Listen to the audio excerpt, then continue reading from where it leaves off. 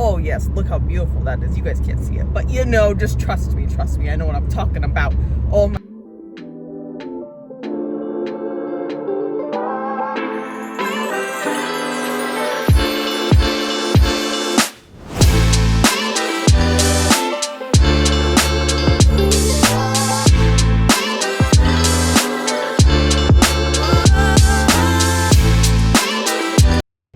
Miss L, did you already finish your breakfast?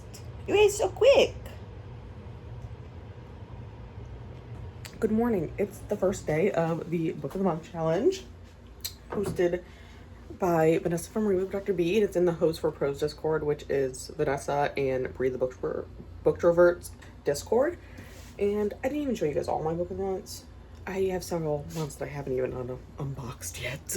Because if I don't unbox them, I don't own books, right? That's what I convinced myself. But we're going to start with The Paradise Problem by Christina Lauren. This was May of 24's pick. I feel like that month I actually got 2 picks because I couldn't decide between stuff. I can't remember what I picked otherwise. But I'm kind of going for a theme with my Book of the Month. I'm kind of trying to do like a spring summery feel. And so I decided, you know, the flowers on this cover exhibit that. So we're going to start with this one. It's not super chunky. I didn't even open it to see like if the font was a good size. Okay, it's a decent. But also while we're looking at it, this color green is what I'm kind of going for because I'm in the middle of redoing my bedroom. I think that's the shade of green I want to get for my bed. Problem is I haven't found anything I like yet, you know? That's a problem. But anyways, digression. I'm gonna get some breakfast because I'm a little hungry, and then I'm gonna make up my protein coffee with my Javi. And for breakfast, I had a banana already, but then I'm having some hazelnut spread on some toast. And I mean, it's not actually Nutella. I found out Myers makes their own version of like a Nutella. And so far it's pretty good. And it was like half the price. I've never seen any other store like sell their own version of it. So that's nice because I do like to dip pretzels in Nutella. It's like one of my favorite little like snacks.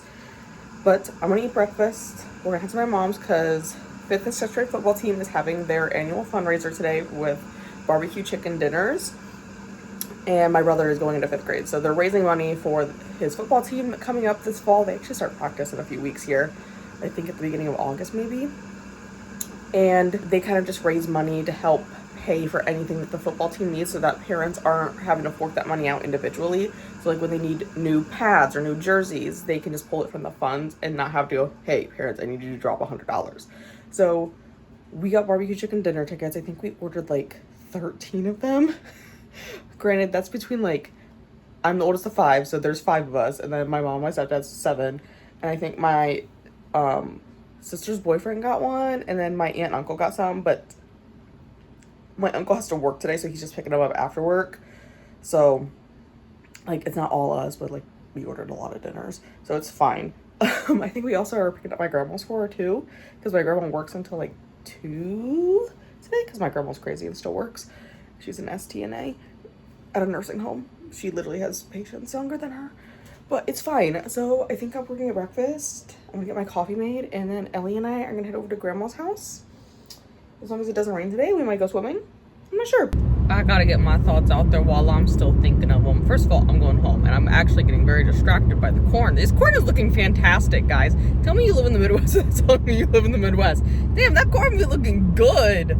Oh, it's growing so nice over there, and these soybean fields are looking good. Okay, never mind. My family owns several farms. None of this is our farmland that I'm looking at right now, driving past. But you know, the crops are looking pretty good. This field not so much, but this one is looking pretty good. And that corn over there looks also pretty good. It's growing pretty well, you know? Oh yes, look how beautiful that is. You guys can't see it, but you know, just trust me. I know what I'm talking about. Oh my god, there's another field right over there. Anyways, let's stop looking at the corn and getting distracted. It's looking marvelous though. I've been reading The Paradise Problem by Christina Lauren today. I'm like a third of the way through, so I just got to like page 115, which is like the top of chapter 13. And first chapter, we were going good. I was on board. I was enjoying it. Then like the next few chapters, I was getting real fucking annoyed with Anna. I'm sorry. I cannot relate to characters who are lazy fucking stoners, okay? Like, I don't have a problem if you want to use, like, marijuana recreationally. There's no problem with that. I don't have an issue with that. However, I mean, she hasn't done it again since. It was just her demeanor during it. I don't handle people losing their wits about themselves very well, and like being drunk or under the influence of something very well. I don't do it well. I get very annoyed very quickly with them, and so I was very annoyed with Anna for several chapters. Like, this bitch is fucking annoying. Like, I get it, she lost her job, but I also didn't relate to why, like, I mean, the reason they gave her. You know, there was more reason than that, and I have a feeling they're not going to go into it. I'm pretty sure he was nitpicking, looking for something to fire her over because she rejected him, but, like, the reason he gave is because she took a pack of gum. Who the fuck forgets to pay for something at work? I don't understand this. Like, I worked in retail from high school through college, and never once did I forget to pay something. If you don't have the fucking money on you, then you don't take it. And I'm sorry, if you didn't have the money on you for the damn pack of gum, then you shouldn't have taken the gum. It's that simple. Like, I don't understand, like, I don't relate to that, like. And then she sat there and she fucking wallowed, which, yes, very disappointing you lost your job, but however, you kind of got yourself into this, you know. In some respects, I don't feel sorry for her because she was doing like a pre-med track and then decided she hates pre-med, which valid, you know, good for you for recognizing it. But then going to get your art degree and then realizing that, oh my God, I have no prospects as an artist because I just have to work as a cashier my entire life. I don't get that prospect of it. Also, that she was like laying around in her fucking pajama top, I'll guess, because she didn't have pants on, eating Fruit Loops out of a mixing bowl. While fucking being stoned. And then answering the door without pants on, I don't get it. Like, that just fucking annoyed me. I was so fucking annoyed with that whole section. Because all it did is remind me of my lazy fucking ex who would do the same shit. And so I didn't relate to it. And she annoyed me for several chapters after that because I'm like, girl, I think you think you're being cute, but you're not being cute. You're being fucking annoying. And I would slap you if we were, like, in person next to each other. I would just fucking slap you across the face.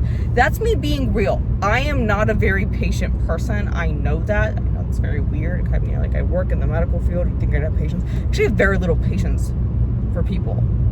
Especially when it's kind of childish to me. I'm like, grow the fuck up, okay? I was really feeling real irritated, not gonna lie. But now that we're a little bit further, and we've spent more time in Liam's head at this point, I am much more content. Because Liam seems to have his shit together. I mean, yeah, did he marry Anna for the cheap housing in college? Yeah, they both did. Did he then not put their divorce through? Also questionable, but I understand his motives. You know, we got a lot of money on the line here. I understand it, and you know, I understand her motives for staying with it. But I'm enjoying it a lot more now that, I don't know, it was just like that section where Anna was just like under the influence and then still acting very childish after she was no longer under the influence was really pissing me off. Like, I don't know, girl. Like, I think you need to grow the fuck up and get over it, okay? That's just me being realistic. But maybe it's because I deal with a lot of people like that at work, like people, like co-workers, and I'm like, I think you just need to grow the fuck up and get over yourself. But it's fine. Anyways, I'm enjoying it. We're inside of a village now, so there's no more cornfields, so I can't get distracted by corn, but I'll update you guys later. I meant to update this last night before I went to bed, but then I read very late and I was like, oh shit, I gotta go to bed, I got work in the morning, and I'm very kind of tired, but it's fine. Anyways, last night I ended up reading to like page 220, so like a good, like, it's like 64-65%, something like that. And it was like after I got home and I got past like the 85 page mark, I was like, okay, I'm not annoyed anymore with Anna. She's no longer fucking annoying. I don't know why. That beginning part in there, she's real fucking annoying. I just didn't like her. But it got picked up a lot, and like I read 107 pages in like an hour. Pretty good, pretty solid. And then I was like, you know what? I bet I can finish this book tonight. So I did. I finished the whole book tonight. I finished the rest of it. Really did like it. It does read pretty quickly, which I did enjoy. Also, there's one line in there about being screwed by the U.S. healthcare system. I was like, wow, nothing's ever been fucking more true in the entire history of anything. But really what got me, I was like fucking cackling. It's a good thing I didn't have my camera on during this part, during my sprints tonight. How would I just read it to you? Well, I say, grinning at my little soldier. She's really on there. How did you take this off without removing skin? He asked flummoxed. I guess now is where I tell you the truth. I say with quiet solemnity. You may have noticed that I sparkle in the sunlight, that my skin is like marble. I pause. This is the skin of a killer. I fucking cackle. I was like, that fucking Twilight reference right there. He's fucking cackled. Like, that actually is one of the most iconic lines ever. I'm like, okay, I fucking... I feel like you almost need a whole star just for that line alone. I feel like that's like required. I had such an enjoyable time with that.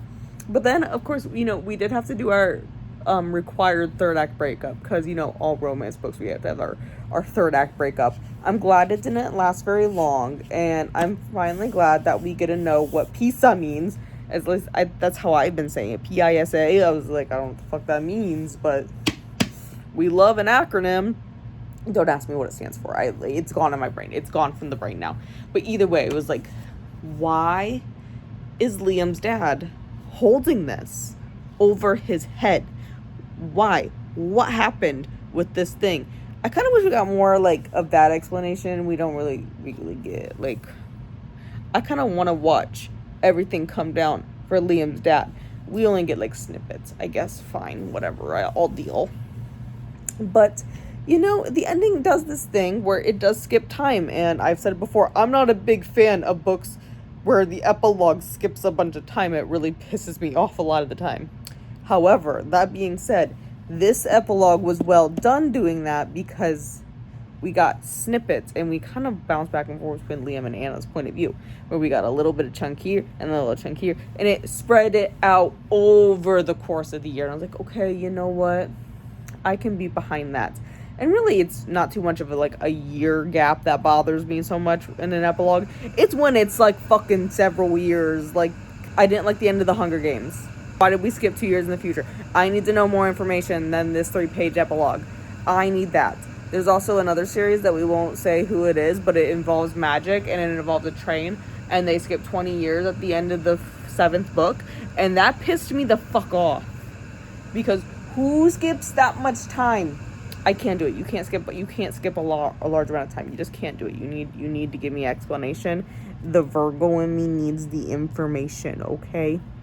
That being said, we're gonna go get our next book. I'm not gonna start tonight, though. I'm not crazy. It's 11:04. I gotta work in the morning at 7:30. I'm not crazy. However, we are gonna pick it so that I can bring it with me to work. Hi, Nori. Are you already in bed? And I turned the light on you? So sorry. The book of the month books are in the bedroom. So sorry. I had to turn the light on you.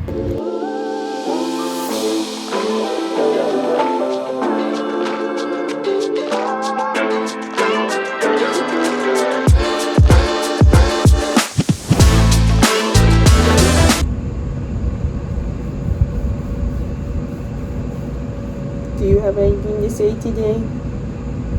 Oh, look at your little head tilt.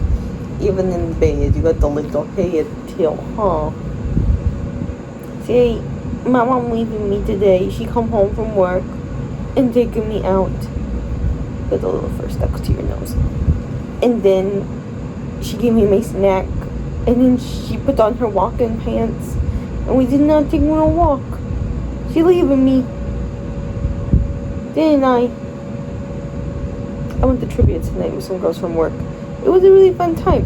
Did I eat too much? Totally, but it was really good, greasy bar food, so it's worth it. Eleanor's ready to go to bed, though. But I'm reading... I took the dust jacket off, but I'm reading the London Seance Society. This is by Sarah Penner. I have read the Hi, Shelby. Are you gonna come up and join? Hi. Hi, ma'am. I read The Lost Apothecary back in 21, right around Christmas, and it was one of my favorite books of 21, so I would say Sarah Penn is one of my favorite authors. I told the doctor, I was like, I don't know why I would say that, because I quite literally have only read The Lost Apothecary, which was the debut. So I don't really know if I can say it's my favorite. However, I bought all the rest of them. So this was Mooch of 23's pick, London Seance Society. Going well so far. It's like actually the exact reverse colors of the last book, I noticed. I'm not super far in. I read some of it at work today. I'm like 30-ish pages in, question mark, 30-ish pages in. I want to read a little bit here tonight. It is kind of getting late. I don't know what time it is. Hey, Alexa, what time is it? It's getting kind of late. So, I don't know how much we read. I'm expecting work to be complete disaster shit show tomorrow, because it always is on red night days. It always is when I have to do red night. It's always a disaster shit show, I swear to God. But I'm gonna read a little bit of this, and we'll go from there. Like I said, I'm only like 30 pages in, so it's been an interesting little setup, and I really like how we do, this is one that really doesn't do two timelines. Like, the first one did, like, Lost Apothecary did two timelines, present day and 1800s. This one brought us back in the 1800s, but we're going with two different, like, plot lines right now, and I really enjoy that. Good morning, guys. I'm getting ready for work, so I'm not gonna walk out of the house like this. No worries. Just a book update while I'm thinking about it. I made a decent chunk into this one. It's London Seance Society. I'm enjoying it so far. It is reading pretty quick, but I just haven't had much time to read the past few days. Like, you know, I went to trivia the other night. I didn't get much right after trivia. I'm not gonna lie. I was like tired. Hi, Shelby. I'm in the bathroom. It's one of your favorite places to get pets, isn't it? Okay, give me a minute. Finish doing stuff to my face. I know. I'm in the bathroom. Heaven forbid I don't touch the Shelby. For some reason, Shelby really likes to get pets only in the bathroom. I don't try to understand why cat that is. But I didn't get much reading done after trivia. I was super tired. So I was up for a little bit last night, and I got a good chunk. Like, I read like 100 or so pages last night. So that was after I was messing around like the entire evening. But, you know, I'll probably try to get a little bit read today. A little bit read before work here. I think I got up in enough time to be able to do that, but we'll see. I also do need to fold the laundry I made in the morning, so I'll need to do that this morning. But going well. We haven't really met any spirits yet. You know, they're seancing and whatnot, but I think it's fine. We're still kind of in the setup phase, but I really do like the various points of view, because like we're skipping back and forth between people, and I do enjoy that in books. It's going well. It's going well, Shelby. Okay, I'm done with my face. Come here. Come here, Shelby. Oh, I don't have my work shirt on yet, so I can pet you. What? I'm not gonna give you a bath. You already had one. Are you looking at yourself? Oh, there's your pretty blue eyes. There's your pretty blue eyes, girlfriend.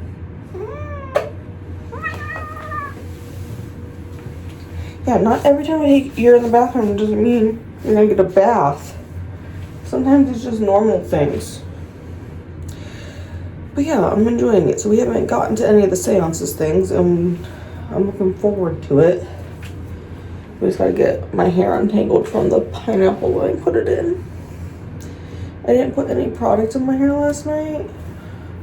I was like, you know what? I'm just gonna shove it on top of my head and call it good. So normally after I wash it, I try to put some product in it. Clearly, I don't need to do that because it already kind of wavy all on its own without me doing any of that product. So maybe I'm just wasting my time with that. Who knows? Who knows? It's still like wet because my hair is super thick. But it's fine. But yeah, I'm enjoying it. Hopefully I can get a little bit more read. I'm kind of curious about this timeline, and I almost feel like they're semi-setting up a romance plot, but I'm not exactly sure yet on that. All right, it's the last day of the challenge, and we have an update. I still have not finished London Seance Society. I had a lovely 48-hour migraine. Made it to chapter 28. I am enjoying it.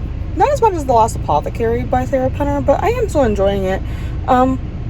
It's gonna be a cuddle day because Ellie.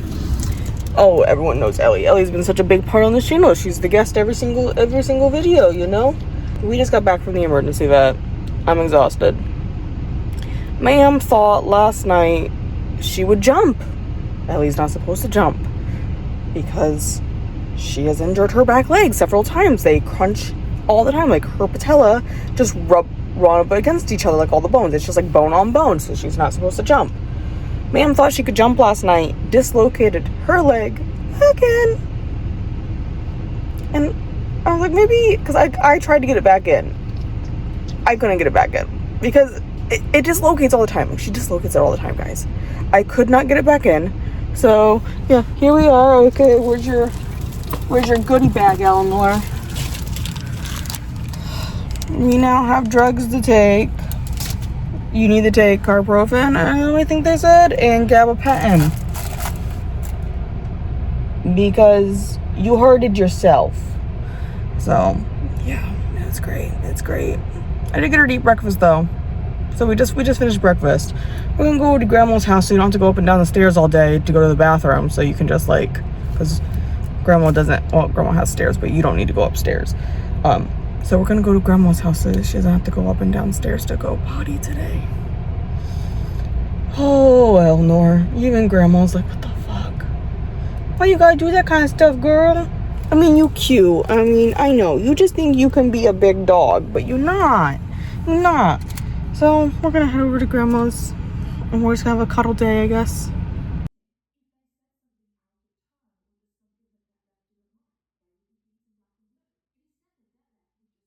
It's many hours later. Ellie is doing great. She's somewhere this way.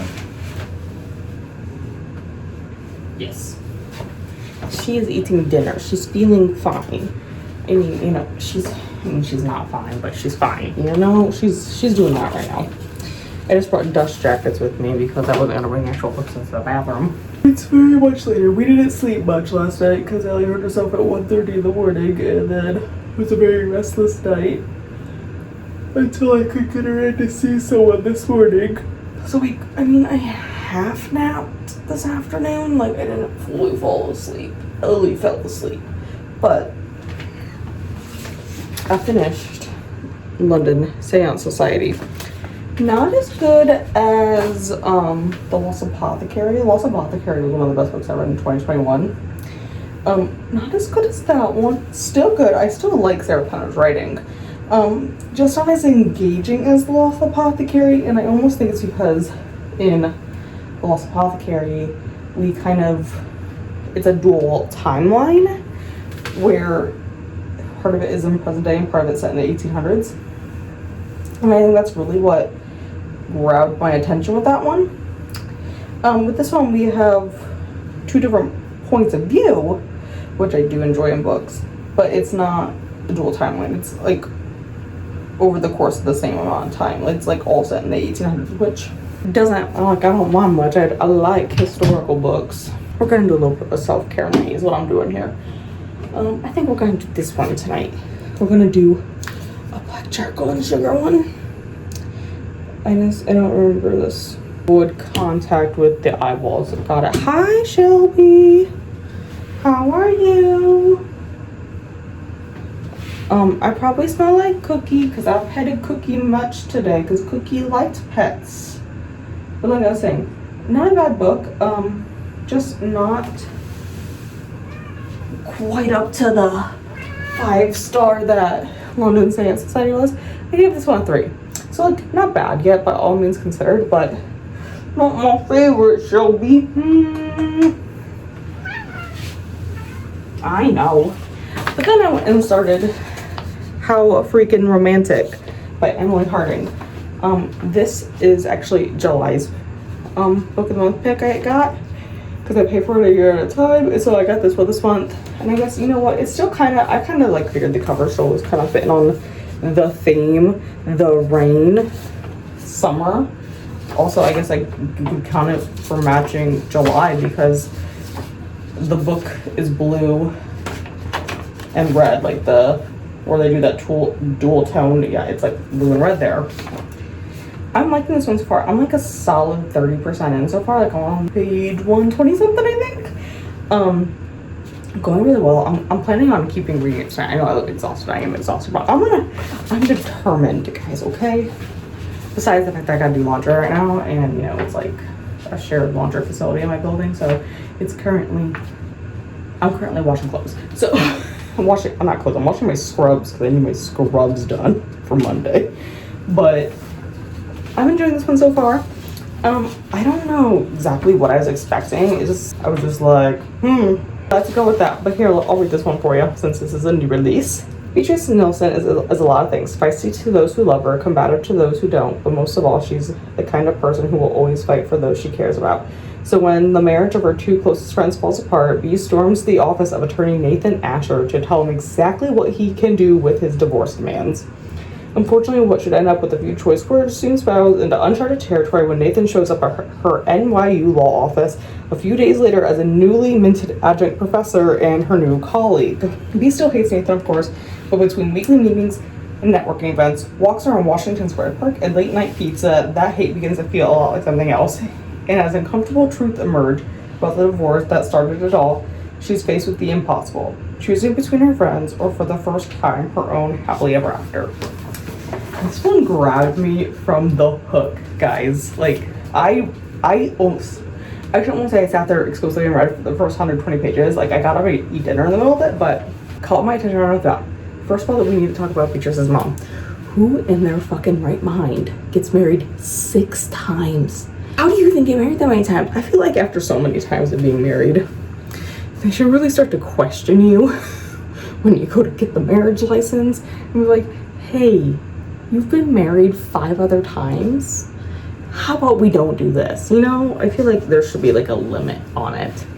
You know, I feel like there was like some case that actually happened in like, I want to say it happened in New York or something stupid like that, but where this like woman was like killing her husbands and she just kept being married. Like, I swear that's not an actual case. I swear I read that somewhere. Maybe I didn't. I don't know. Maybe I've made it up in my brain. Who knows at this point? Like, I feel like we should question this. I made notes. Or do you want to get in bed, Marie? If you want to get in bed, use your stairs. Gotta teach that dog how to use her stairs again. She has stairs, guys. She knows how to use them. She just refused to use them the other day and fell. Okay, so yeah, I made notes. And one chapter in, I didn't know much about our female main character, but I support her. She walked into Nathan's like law office in her where she was ready to nail his balls to the wall of the skyscraper. I don't even know what's happening, but I support it.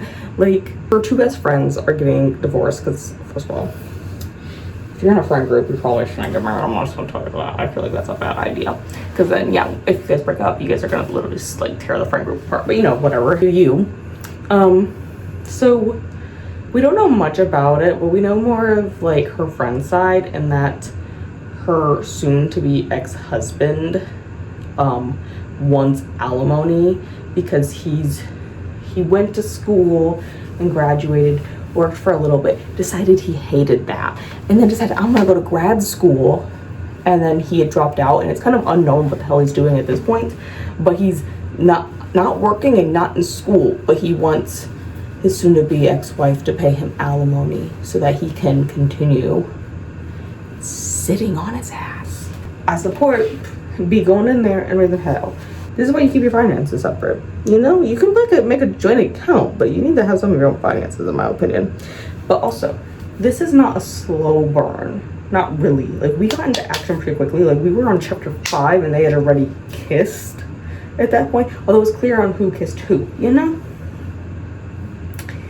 And then as we were progressing in the book, even though they still hate each other because it's enemies and lovers, which is what I'm a sucker for. But they still hate each other, but they're being forced to work together because B's boss, her professor, because she's a teaching assistant, needs like a hip replacement.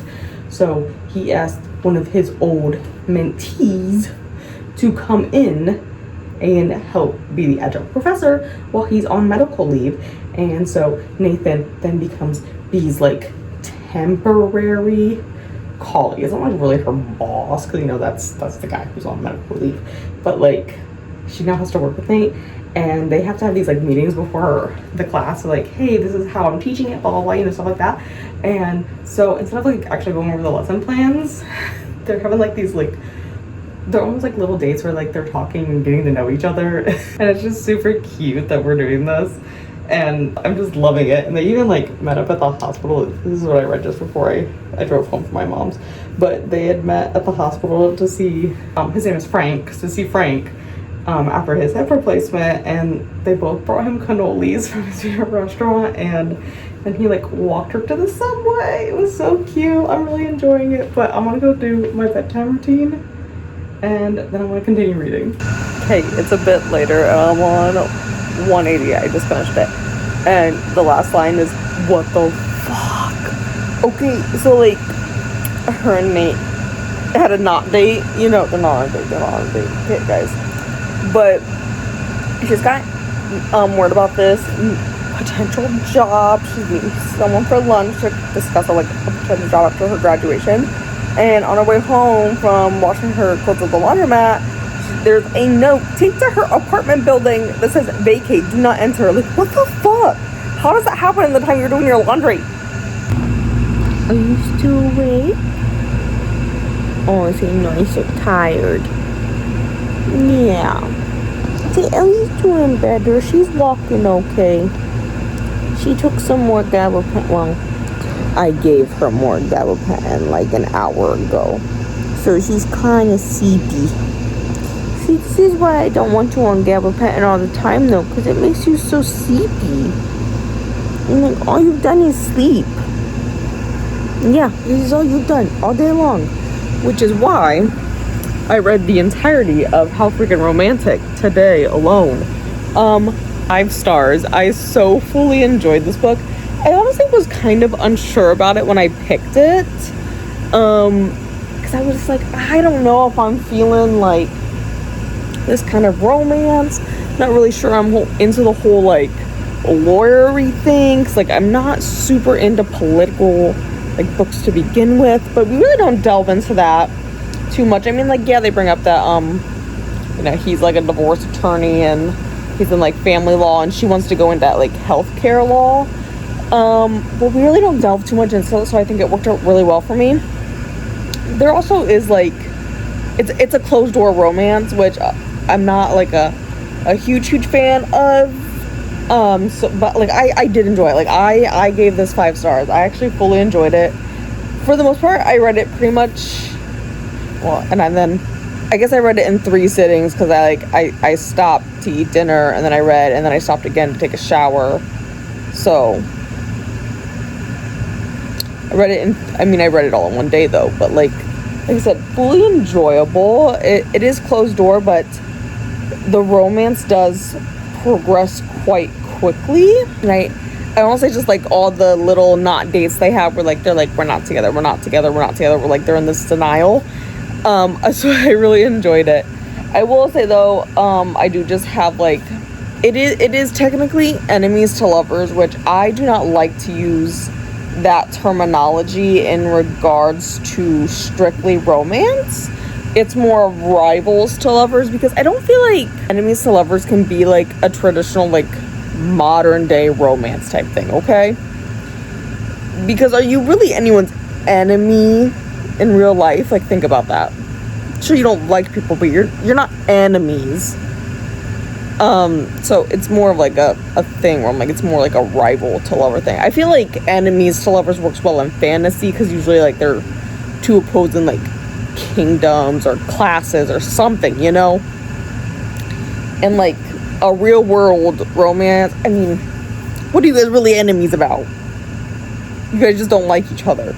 So that's like my only like little nitpicky thing, but like that's not about the book specifically. That's like a general broad of like that trope in strictly romance books.